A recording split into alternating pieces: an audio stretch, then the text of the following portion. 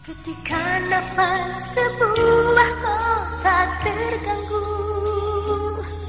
ketika sepinya sebuah desa tersendu, ketika mata memandang saling teradu, muncullah hati, muncullah wadah, muncullah kesatria,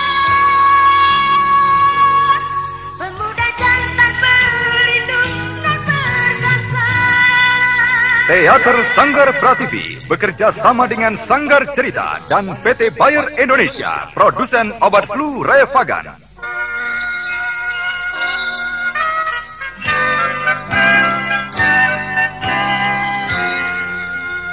Revagan bekerja efektif membebaskan derita yang menyertai flu, seperti sakit kepala, demam, pegalinu, ataupun nyeri otot. Revagan membebaskan derita yang menyertai flu. Revagan dari Bayer. Bayer, jaminan mutu. Mempersembahkan sebuah serial, Galang Gemilang.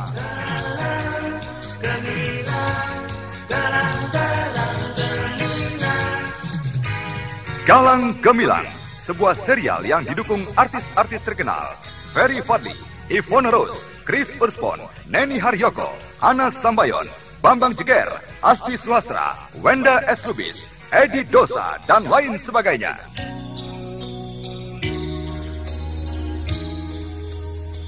Aku tidak punya niat untuk membunuh orang. Sejahat apapun orang itu di mata masyarakat, aku dendam pada kejahatan. Aku dendam pada fitnah, iri, dengki, entah apa lagi yang mencelakakan orang satu dan lainnya. Aku hanya ingin membukakan mata mereka pada dunia mereka, pada kejahatan yang barangkali telah mereka geluti selama ini. Dengan membuka dunia mereka, barangkali, dan kuharapkan mereka melihat sisi lain, kebaikan, kebenaran.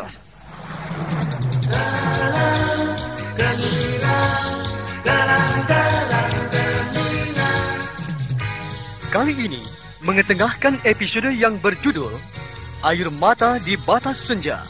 Naskah karya Agus Nur Ismail. Dalam seri 190 menampilkan para pelaku Ferry Fadli sebagai Galang, Lukman sebagai Pak Tua, Mucus sebagai Pak Karma, Anis Sujana sebagai Emak, Lili Nur Indah Sari sebagai Salma, Rifki sebagai Sanusi, Tato sebagai Surya, dan Elias pembawa cerita. Teknik dan montase Joko SP. Dengan sutradara Yodam Hardono. Selamat menikmati.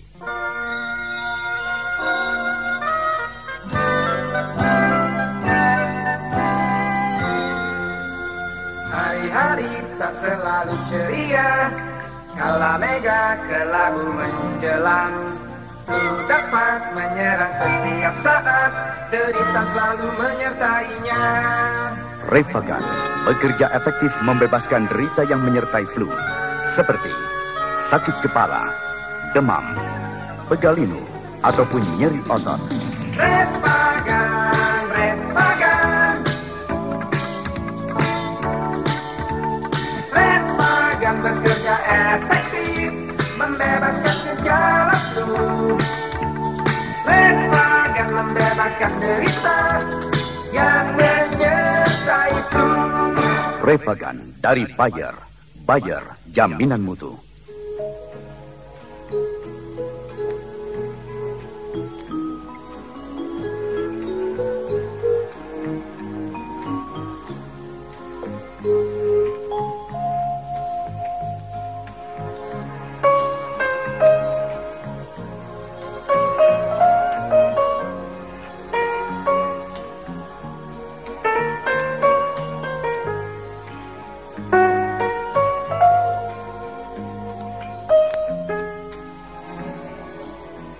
Pada kisah yang lalu telah diceritakan tentang kepergian ibu kandungnya Salma dari rumah Pak Burhan.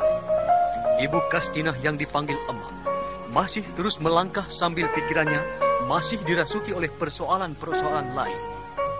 Sementara itu, Galang yang telah berusaha mencari tahu kemana larinya Pak Karma ia pun mulai menemukan titik terang.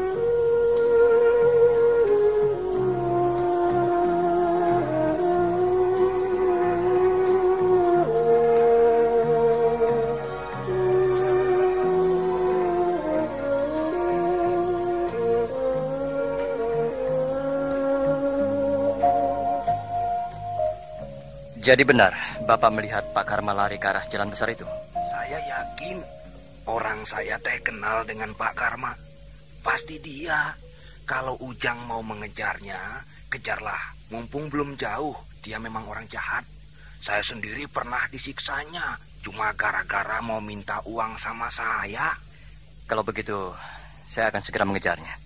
Bisa berbahaya kalau dia sampai belum tertangkap. Iya, kejarlah. Di sini pun dia sudah banyak mengecewakan orang-orang. Belum lama keluar dari tahanan.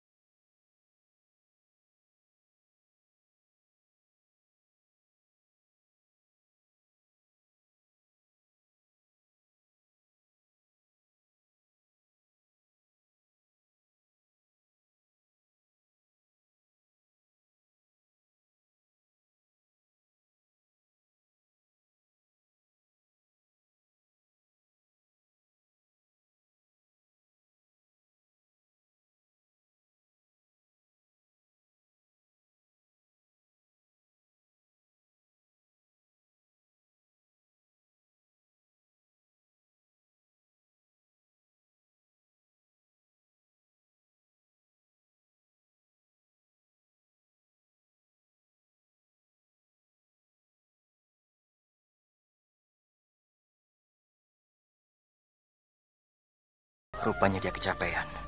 Atau mungkin dia sudah tidak kuat lagi untuk berlari. Akan kudekati dia dari belakang. Kau menemukan aku juga, anak muda. Maaf, Pak. Aku mencari Bapak bukan ingin membuat Bapak celaka. Tapi justru akan membawa Bapak ke arah jalan yang baik. Persetan. Persetan dengan kebaikan yang kau tawarkan padaku. Aku tak peduli dengan itu semua. Anak muda, menyingkirlah sebelum semuanya jadi terlanjur jauh. Aku sudah tak ingin melakukan pembunuhan untuk yang kesekian kalinya, anak muda. Benar. Untuk apa lagi Bapak melakukan kejahatan? Bapak sudah cukup tua. Bapak sudah harus banyak memikirkan perihal kebaikan-kebaikan. Cukup. Cukup. Menyingkirlah. Aku sudah tak mau mendengar lagi ocehan-ocehanmu itu. Aku lebih tua. Lebih tahu apa yang harus kuperbuat. Syukurlah. Kalau Bapak memang lebih tahu dan lebih mengerti dari saya. Nah, lebih baik sekarang Bapak ikut dengan saya. Apa yang akan kau perbuat denganku, anak muda? Bukankah Bapak ingin bertemu dengan anak Bapak? Ayolah, ikut saya. Dan saya tidak akan berbuat sesuatu yang membuat Bapak celaka. Omong kosong. Aku tahu kau bermaksud ingin membawaku ke tempat yang berwajib. Dan kemudian kembali menahanku di penjara. Baiklah. Aku akan mau pergi jika kau memang berani berhadapan denganku. Keras kepala. Baiklah. Akan saya layani keinginan Bapak. Ayo, majulah. Dan pergunakan pisau itu. Saya akan buktikan bahwa saya sanggup menjatuhkan Bapak. Bagus. Rupanya kau anak muda yang berani. Tidak sia-sia kau memaksaku ingin membawa ke yang berwajib. Nah, Ras, untuk apa uang sebanyak itu kau minta dari Salma? Hah? Untuk apa? Kau sudah tua, Pak, yang sebentar lagi akan mati. Aku... Sudahlah, kau jangan coba-coba mencari alasan di depanku. Aku sudah tahu semuanya. Dari mana kau tahu tentang semua perbuatan yang aku lakukan? Salma bicara semua tentang perbuatanmu dan keinginan-keinginan kotormu itu. Salma. Jadi kau tahu di mana Salma berada? Keparat, tunjukkan di mana anak itu kini berada. Tunjukkan. Dasar manusia bejat kau. Masih saja watak jahatmu bersarang di tubuhmu.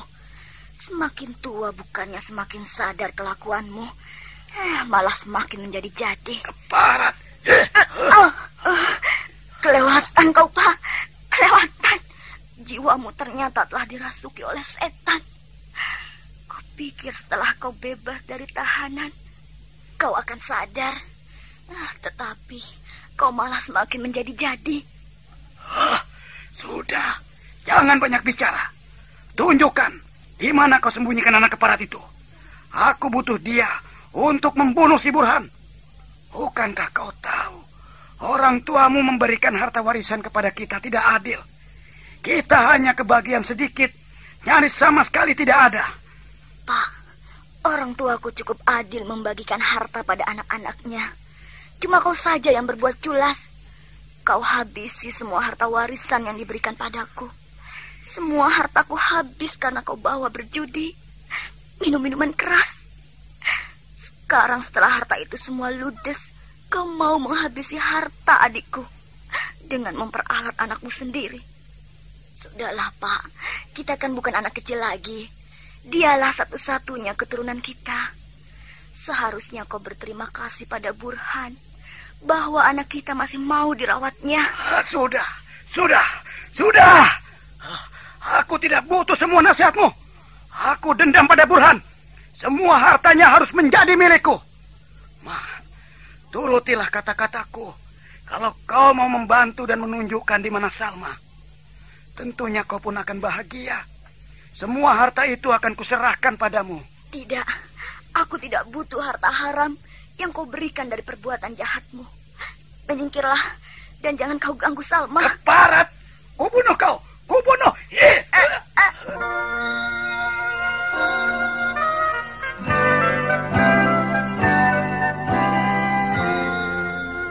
Hari-hari tak selalu ceria, kala mega kelabu menjelang.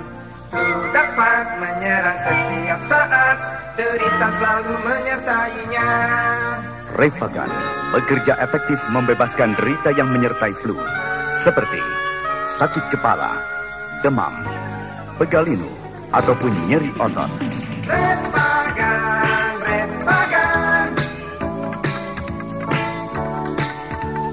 Refagan bekerja efektif, membebaskan gejala flu. Refagan membebaskan derita yang menyertai flu. Refagan dari Bayer Jambi. Galang, perbuatanmu sungguh sangat tidak terpuji, Bung Sanusi. Pak Karma sudah tidak berdaya. Kau tak perlu melanjutkan amarah dendam. Lihatlah keadaannya. Dia sudah sangat mengkhawatirkan. Tapi dia telah membunuh bekas istriku, Galang. Aku tak bisa membiarkannya dia hidup, sementara hatiku diselimuti dendam. Cukup. Dendammu sudah terbalaskan. Kalau kau melanjutkan perbuatanmu, maka hukuman yang akan kau terima justru akan lebih berat lagi. Terima kasih anak muda. Mungkin ini sudah suatu balasan yang setimpal atas perbuatan jahatku. Maafkan aku kalau selama ini aku telah menyiksa batinmu. Sekarang baru terasa bagaimana aku akan menghadapi kematian. Aku sebenarnya waktu itu ingin tobat, tapi kupikir dosa-dosaku terlalu banyak. Dan aku pikir Tuhan tak akan mau memaafkan segala dosa-dosaku. Sekali lagi, maafkan aku. Iya, Pak. Aku maafkan.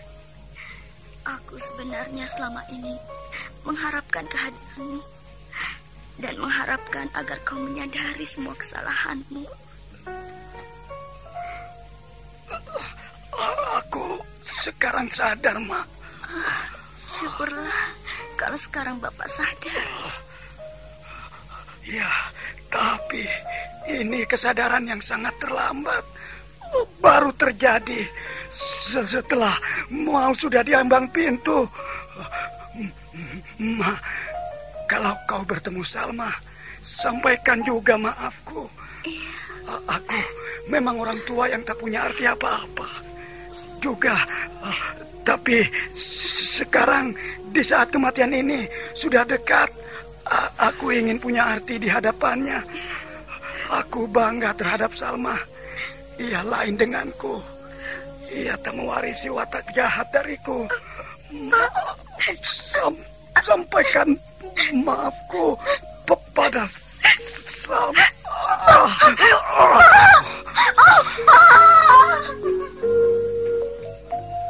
Awan yang semula mendung kembali terang. Jeritan tangis Ibu Kastina seakan mendorong awan mendung menjadi cerah. Orang-orang mulai muncul berdatangan melihat apa yang terjadi. Setelah orang mulai berkumpul, Galang baru teringat dengan Surya. Ia pun kemudian berlari mencari telepon umum. Tapi baru saja langkahnya beberapa tapak, tiba-tiba matanya tertuju pada sebuah mobil yang melintas pelan di hadapannya. Galang? Surya. Kebetulan sekali. Surya, cepat turun. Apa yang terjadi, Kak Galang? Lihat saja, bapakmu dan emakmu. Bapak dan emak. Bapak, emak, bapak. Mak, kenapa bapak sampai begini? Pak, sungguh pahit kehidupanmu, Pak. Salma, sudahlah, kita harus segera membawa bapak ke rumah sakit. Sudahlah, yang terjadi biarlah terjadi. Ini semua sudah kehendak Yang Maha Kuasa. Dan mungkin jalan inilah adalah jalan yang terbaik untuk bapakmu.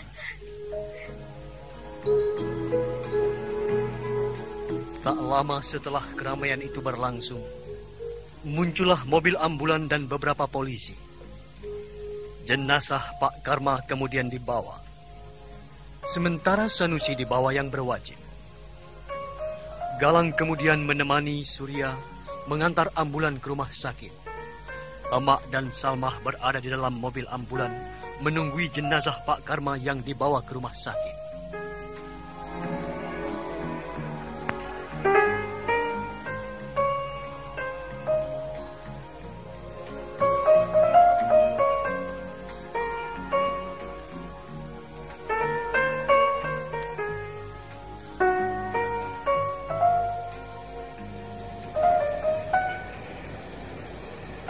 Surya, saya rasa pekerjaan saya sudah selesai dan saya bermaksud melanjutkan perjalanan. Apa maksudmu, Galang? Ya, saya akan melanjutkan perjalanan.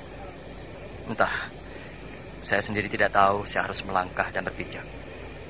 Dan bagi saya, jika saya berpijak di suatu tempat, maka disitulah saya harus menghadapi tantangan. Apakah tidak sebaiknya kau tinggal di tempatku dan menetap di Bandung? Terima kasih. Rasanya saya tidak bisa tinggal di suatu tempat. Saya masih terpanggil untuk berpetualang, menegakkan kebenaran, mewujudkan ketentraman. Oh ya, Bung Surya, kalau Bung Surya tidak keberatan, saya akan turun di halte di depan itu. Lalu sampaikanlah salam saya pada Salmah dan Mak. Baiklah, Bung Galang. Aku memang tidak bisa mencegahmu, kalau memang yang kau lakukan itu adalah sudah menjadi perjalanan hidupmu. Terima kasih atas bantuanmu, Galang.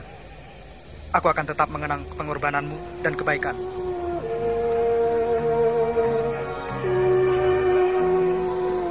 Selamat jalan, Saudara Galang. Ya.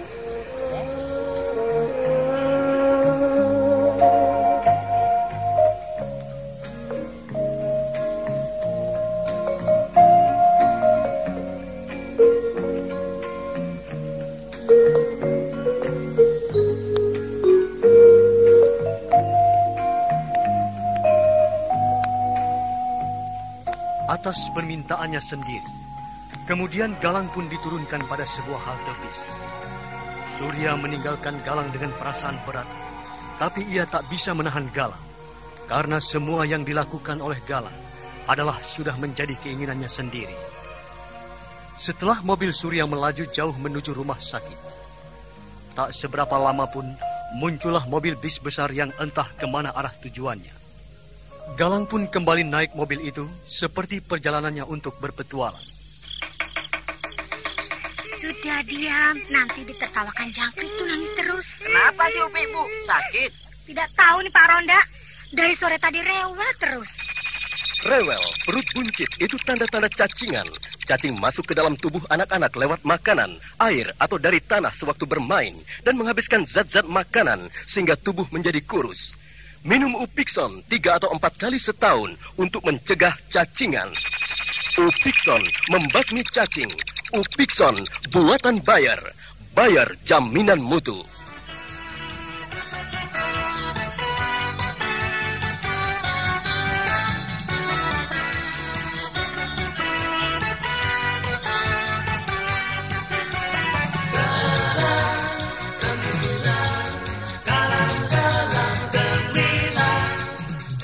Nah, saudara pendengar, bagaimanakah kisah perjalanan Galang selanjutnya? Silahkan mengikuti kisah ini pada episode berikutnya. Sampai jumpa.